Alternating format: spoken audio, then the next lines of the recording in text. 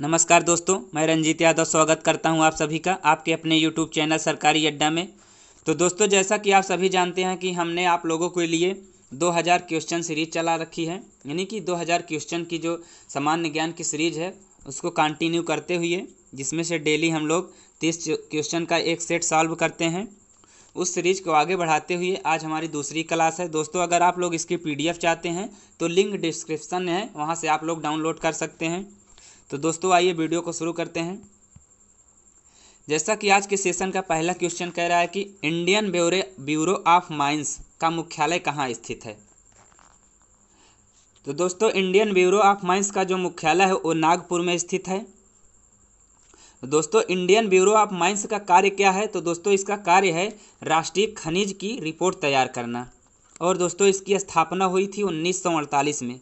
कब स्थापना हुई थी? 1948 में इसकी स्थापना हुई थी।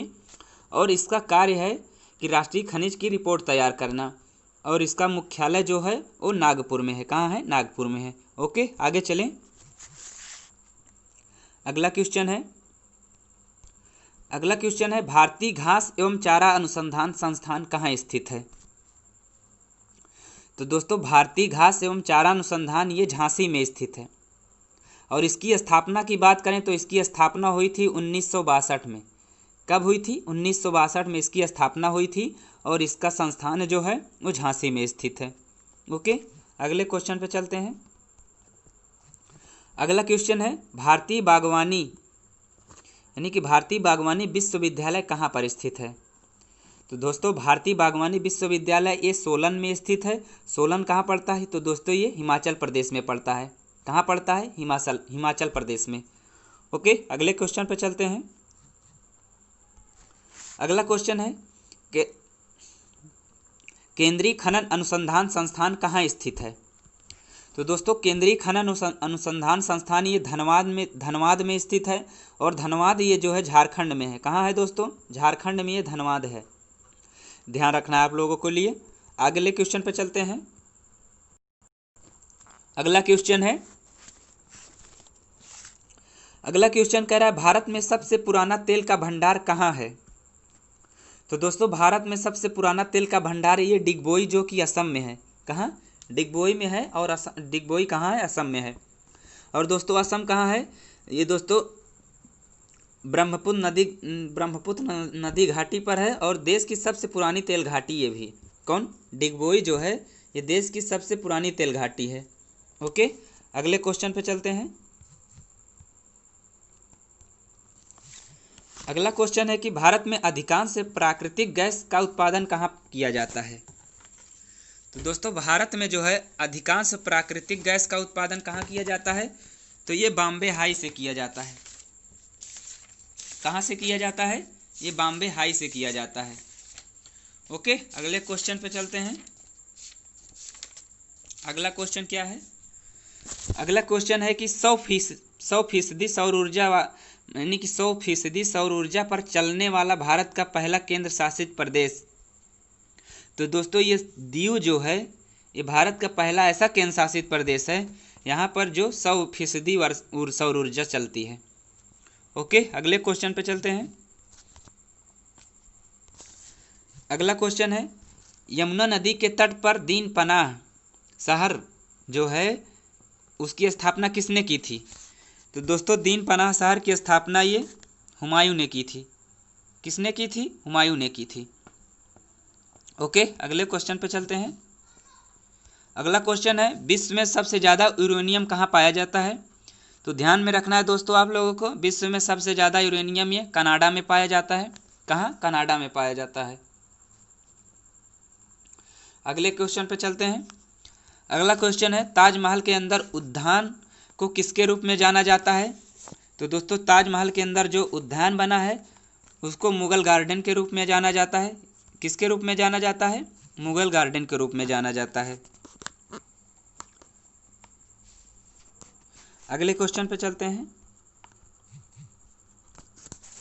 अगला क्वेश्चन है मोतियाबिंद के इलाज के लिए किस दवा का प्रयोग किया जाता है। तो दोस्तों, मोतियाबिंद के इलाज के लिए लेटनोप्रोस्ट नामक दवा का प्रयोग किया जाता है।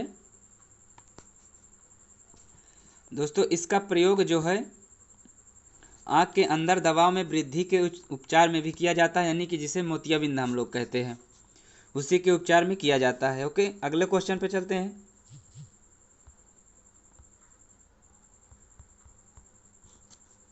अगला क्वेश्चन कह रहा है किस रसायनों को एक समूह है जो कोशिका विभाजन और पौधे के गठन को प्रभावित करते हैं, यानी कि किस रसायनों का एक समूह है। तो दोस्तों वो जो समूह है वो साइटोकाइनेसिस का है। किन रसायनों का समूह है? साइटोकाइनेसिस रसायनों का समूह है जो दोस्तों, जिसे हम लोग सीकेएस बोल सकते हैं। ये ऐसा समूह है दोस्तों जो कोशिका विभाजन और अंकुर निर्माण को प्रभावित करता है। दोस्तों अगले क्वेश्चन पे चलते हैं। अगला क्वेश्चन है फेफड़े जो है किसके प्राथमिक अंग है। तो दोस्तों फेफड़े जो हैं ये श्वसन के प्रभावित अंग हैं। किसके? श्वसन का जो ये प्रमुख अंग है, फेफड़ा जो है ये श्वसन का प्रमुख अंग होता है। अगले क्वेश्चन पे चलते हैं।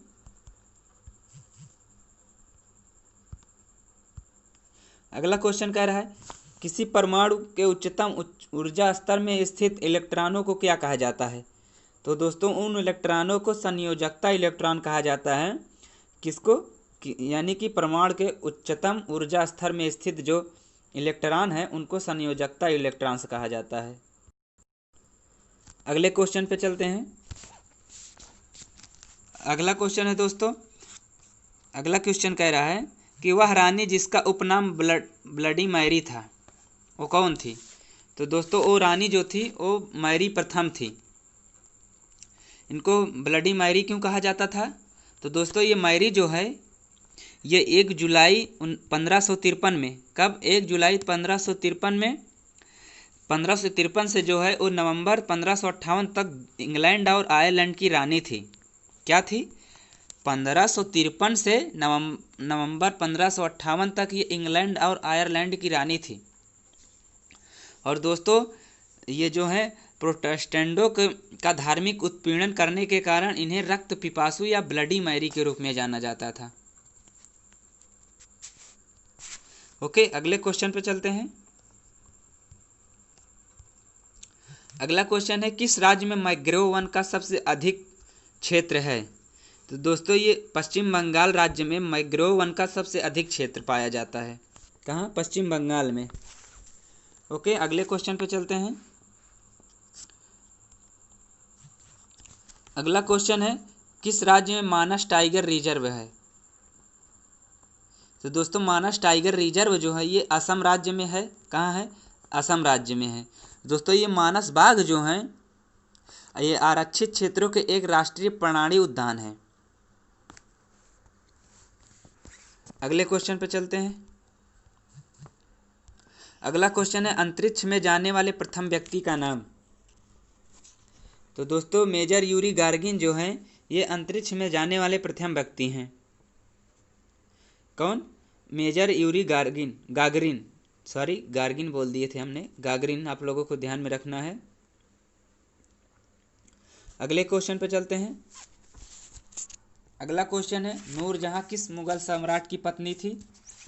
तो दोस्तों ये नूरजहां जो थी ये जहांगीर की पत्नी थी। किसकी पत्नी थी? जहांगीर की। ध्यान में रखना है नूरजहां जो है ये जहांगीर की पत्नी थी। और जहांगीर जो है इसी की याद में जो है ताजमहल बनवाया है।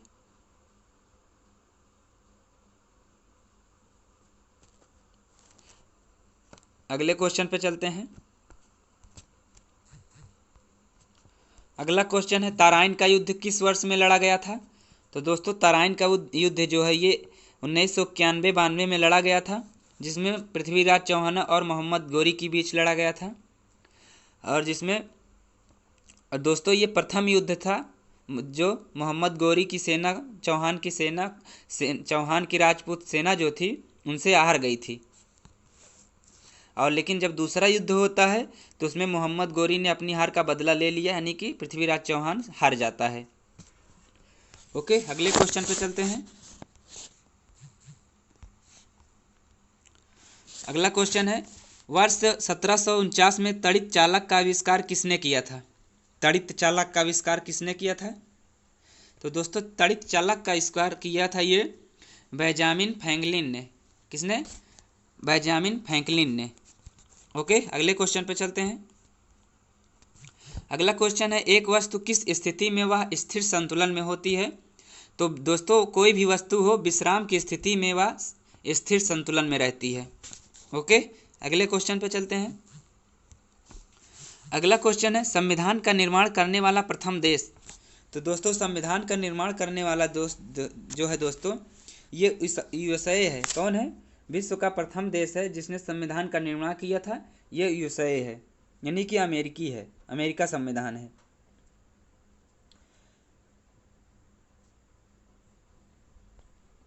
अगले क्वेश्चन में चलते हैं दोस्तों। अगला क्वेश्चन है, मालगुडी डेज किसके द्वारा लिखा गया था? तो दोस्तों मालगुडी डेज जो था ये आर.के. नारायण द्वारा लिखा गया था। किसके द्वारा लिखा गया था? ये आर.के. नारायण द्वारा लिखा गया है। इसमें जो है छोटे छोटे कहानियों का एक संग्रह लिखा गया है दोस्तों इसमें 32 कहानियाँ शामिल हैं। कितनी? इस पुस्तक में 32 कहानियाँ शामिल हैं। और दोस्तों ये सभी कहानियाँ जो हैं ये दक्षिण भारत के एक काल्पनिक शहर मालगुडी पर आधारित है। और दोस्तों प्रत्येक कहानी में मालगुडी के जीवन के पहलू जो थे उनका चित्रण किया गया है। ओके, अगले क्वेश्चन पे चलते हैं। अगला क्वेश्चन है, मौलिक अधिकारों को प्रवृत्त यानी कि उसका उपचार कराने के लिए कौन सी रिट जारी की जा सकती है? तो बंदी प्रत्यक्षीकरण। दोस्तों आज ही सुबह हमने मौलिक अधिकारों को समाप्त किया था, जिसमें हमने बहुत अच्छे से मौलिक अधिकारों को कंप्लीट किया है।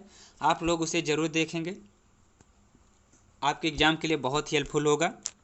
अगले क्वेश्चन पर चलते हैं। अगला क्वेश्चन है, विषाक्त मास्टर्ड गैस होती है। तो दोस्तों ये द्रव गैस जो होती है ये विषाक्त मास्टर्ड गैस होती है। कैसी गैस होती है? विषाक्त मास्टर्ड गैस होती है। अगला क्वेश्चन है, संयुक्त राष्ट्र पर्यावरण कार्यक्रम का मुख्यालय कहाँ है? तो दोस्तों इसका मुख्यालय नैरोबी में है। कहाँ है? नैरोबी में है, ध्यान में रखना है आप लोगों को। अगला क्वेश्चन है, वेलोड्रोम किस खेल से संबंधित है? तो दोस्तों ये साइकिलिस्ट खेल से संबंधित वेलोड्रोम है। किस खेल से संबंधित है? वेलोड्रोम साइकिलिक खेल से संबंधित है। अगला क्वेश्चन और आज का लास्ट क्वेश्चन है, सुनहरे चावल में बीटा कैरोटीन जीन कहाँ से उत्पन्न होता है, यानी कहाँ से आता है? तो डैफोडिल से का जो सुनहरा चावल होता है उसमें बीटा कैरोटीन जीन आता है। तो दोस्तों आशा करता हूँ आप लोगों को वीडियो पसंद आई है। दोस्तों वीडियो पसंद आई होगी तो आप लोग एक बार वीडियो को लाइक करेंगे, शेयर करेंगे और चैनल पर पहली बार आए तो चैनल को सब्सक्राइब करेंगे। जय हिंद।